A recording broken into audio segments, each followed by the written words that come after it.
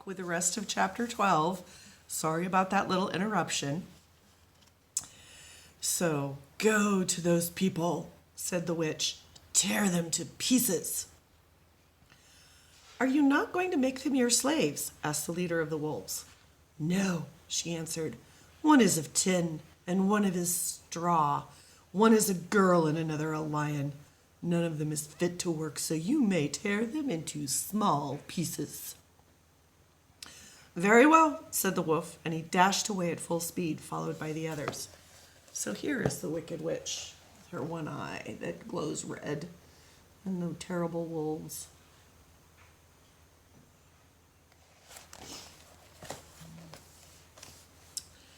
It was lucky the Scarecrow and the Woodman were wide awake and heard the wolves coming. This is my fight, said the Woodman, so get behind me and I will meet them as they come.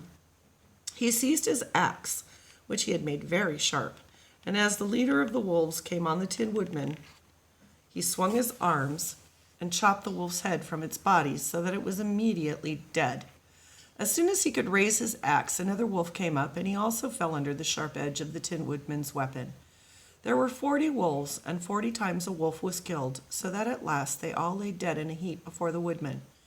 Then he put down his axe and sat beside the Scarecrow, who said, It was a good fight, friend. They waited until Dorothy awoke the next morning. The little girl was quite frightened when she saw the great pile of shaggy wolves, but the Tin Woodman told her all. She thanked him for saving them and sat down to breakfast, after which they started again upon their journey. So here's the Woodman fighting the wolves.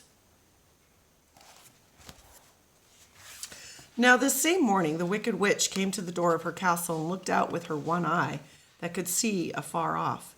She saw all her wolves lying dead and the strangers still traveling through her country.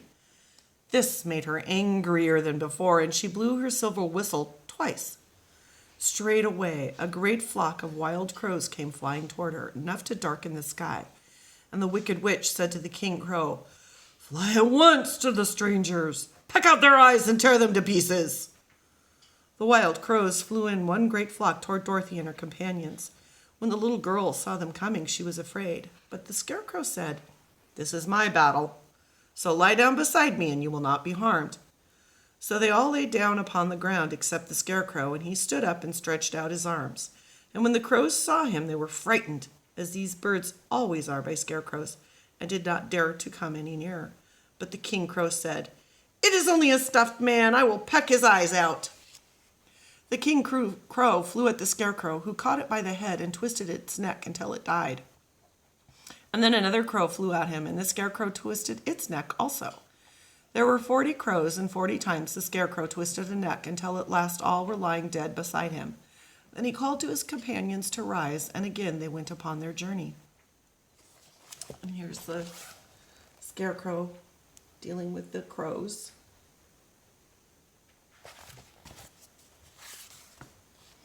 When the Wicked Witch looked out again and saw all her crows lying in a heap, she got into a terrible rage and blew 3 times upon her silver whistle.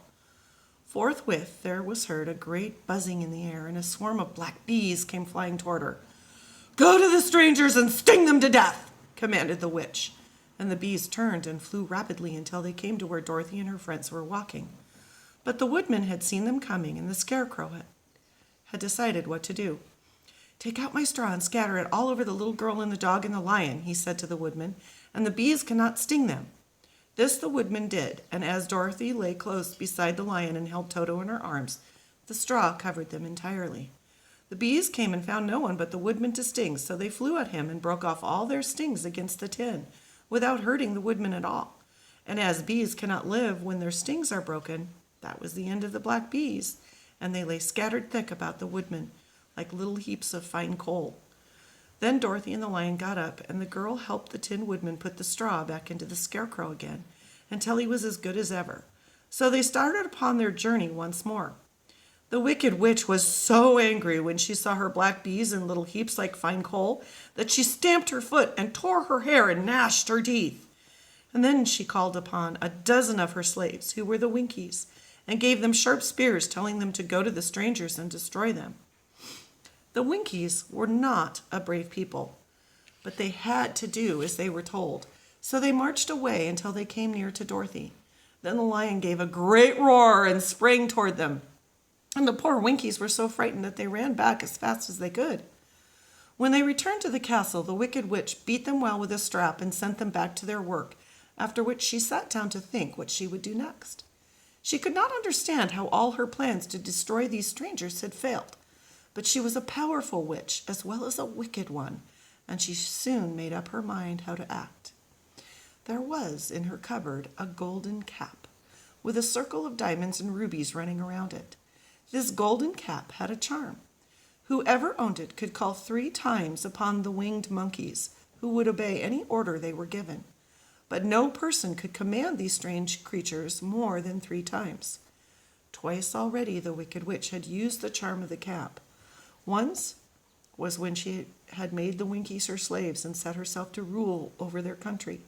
The winged monkeys had helped her do this. The second time was when she had fought against the Great Oz himself and driven him out of the land of the West. The winged monkeys had also helped her in doing this. Only once more could she use this golden cap. For this reason, she did not like to do so until all her other powers were exhausted. But now that her fierce wolves and her wild crows and her stinging bees were gone, and her slaves had been scared away by the cowardly lion, she saw there was only one way left to destroy Dorothy and her friends. So the Wicked Witch took the golden cap from her cupboard and placed it upon her head. Then she stood upon her left foot and said slowly, "Ep, pee, pep, pee, cack, key." Next, she stood upon her right foot and said, "Hill, low, hole, low, hell, low." After this, she stood upon both feet and cried in a loud voice, "Zizzy, zuzzy, zick." Now the charm began to work. The sky darkened, and a low rumbling sound was heard in the air. There was a rushing of many wings, a great chattering and laughing, and the sun came out of the dark sky to show the Wicked Witch surrounded by a crowd of monkeys, each with a pair of immense and powerful wings on his shoulders. One, much bigger than the others, seemed to be their leader. He flew close to the witch and said, "You have called us for the 3rd and last time. What do you command?"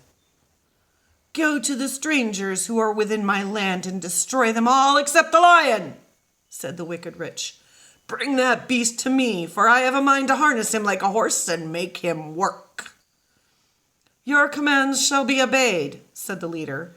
And then, with a great deal of chattering and noise, the winged monkeys flew away to the place where Dorothy and her friends were walking.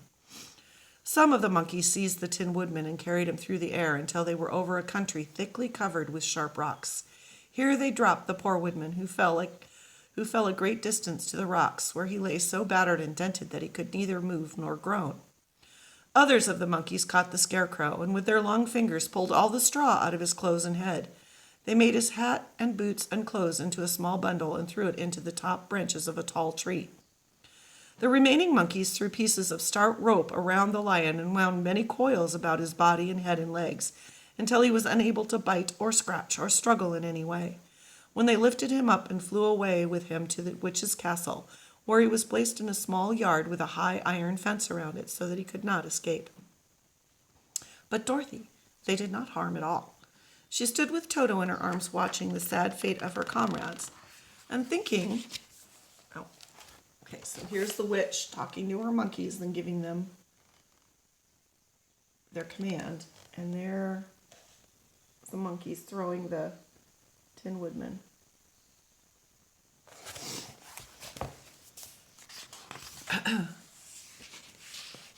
So she stood with Toto in her arms watching the sad fate of her comrades and thinking it would soon be her turn.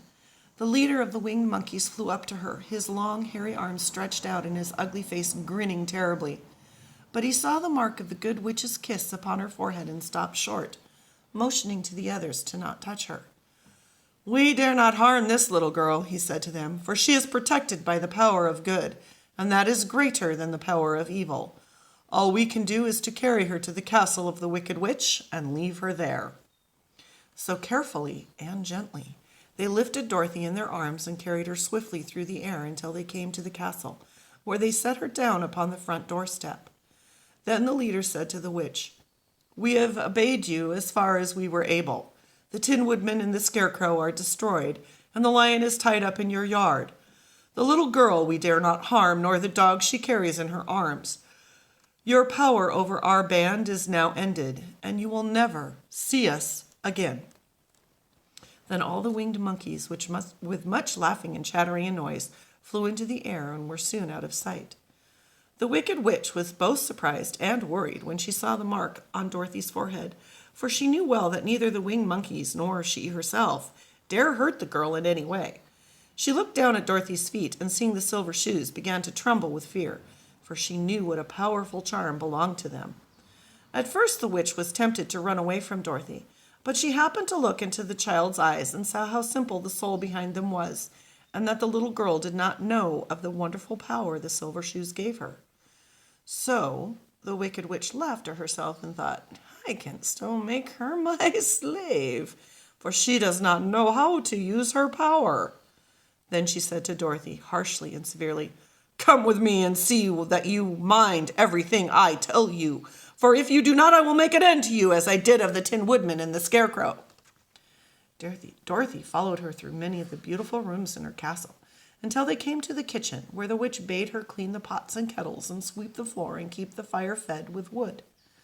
Dorothy went to work meekly, with her mind made up to work as hard as she could, for she was glad the Wicked Witch had decided not to kill her. With Dorothy hard at work, the witch thought she would go into the courtyard and harness the Cowardly Lion like a horse. It would amuse her, she was sure, to make him draw her chariot wherever she wished to go drive. But as she opened the gate, the lion gave a loud roar and bounded at her so fiercely that the witch was afraid and ran out and shut the gate again. "If I cannot harness you," said the witch to the lion, speaking through the bars of the gate, "I can starve you. You shall have nothing to eat until you do as I wish." So after that she took no food to the imprisoned lion, but every day she came to the gate at noon and asked, "Are you ready to be harnessed like a horse?" And the lion would answer, "No, if you come into this yard, I will bite you."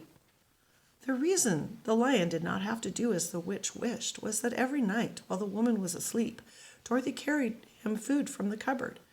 After he had eaten, he would lie down on his bed of straw, and Dorothy would lie beside him and put her head on his soft, shaggy mane, while they talked of their troubles and tried to plan some way to escape. But they could find no way to get out of the castle, for it was constantly guarded by the yellow Winkies, who were the slaves of the Wicked Witch, and too afraid of her not to do as she told them. The girl had to work during the day, and often the witch threatened to beat her with the same old umbrella that she always carried. So here are the monkeys carrying Dorothy to the Wicked Witch.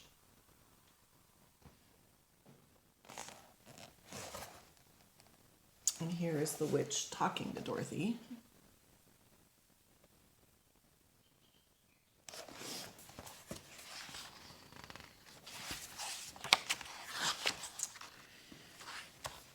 And often the witch threatened to beat her with the same old umbrella she always carried in her hand. But in truth, she did not dare to strike Dorothy because of the mark upon her forehead. The child did not know this and was full of fear for herself and Toto. Once the witch struck Toto a blow with her umbrella, and the brave little dog flew at her and bit her leg in return. The witch did not bleed where she was bitten, for she was so wicked that the blood in her had dried up many years before. Dorothy's life became very sad as she grew to understand that it would be harder than ever to get back to Kansas and Aunt Em again. Sometimes she would cry bitterly for hours with Toto sitting at her feet and looking into her face, whining dismally to show how sorry he was for his little mistress. Toto did not really care whether he was in Kansas or the Land of Oz, so long as Dorothy was with him, but he knew the little girl was unhappy, and that made him unhappy too. Now the Wicked Witch had a great longing to have for her own the silver shoes which the girl always wore. Her bees and her crows and her wolves were lying in heaps and drying up, and she had used up all the power of the golden cap. But if she could only get a hold of the silver shoes, they would give her more power than all the other things she had lost. She watched Dorothy carefully to see if she ever took off her shoes, thinking she might steal them. But the child was so proud of her pretty shoes that she never took them off, except at night, and when she took her bath.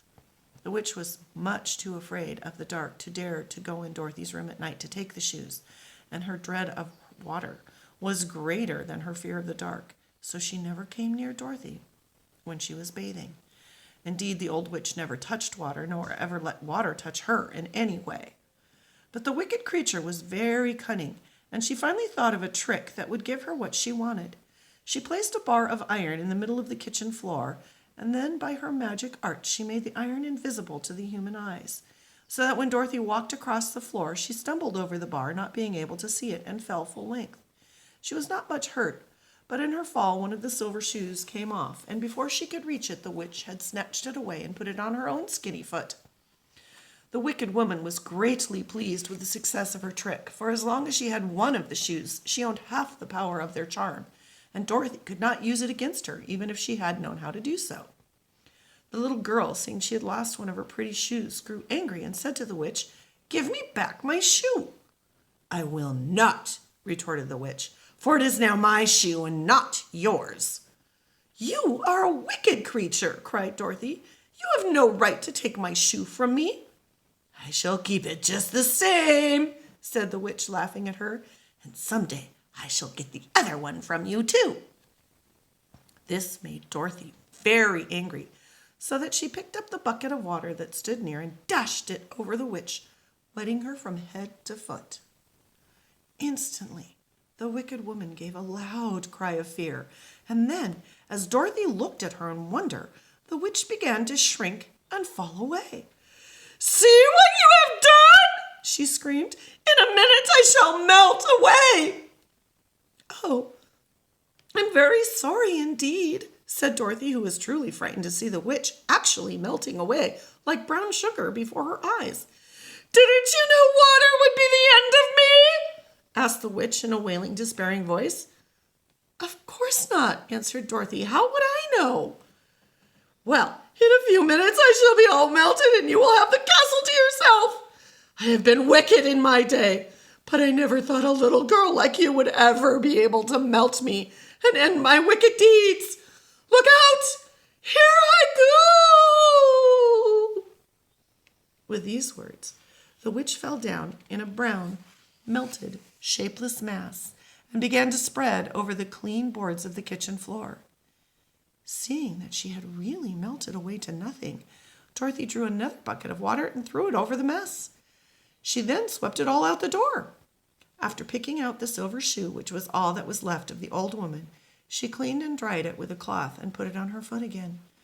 Then, being at last free to do as she chose, she ran out to the courtyard to tell the lion that the wicked witch of the West had come to an end, and they were no longer prisoners in a strange land. And here, my friends, is a picture of the witch melting away. And that is the end of chapter 12. Chapters 11 and 12 were very long indeed, so I'm kind of glad I broke this up into two different recordings, even though I didn't plan on it.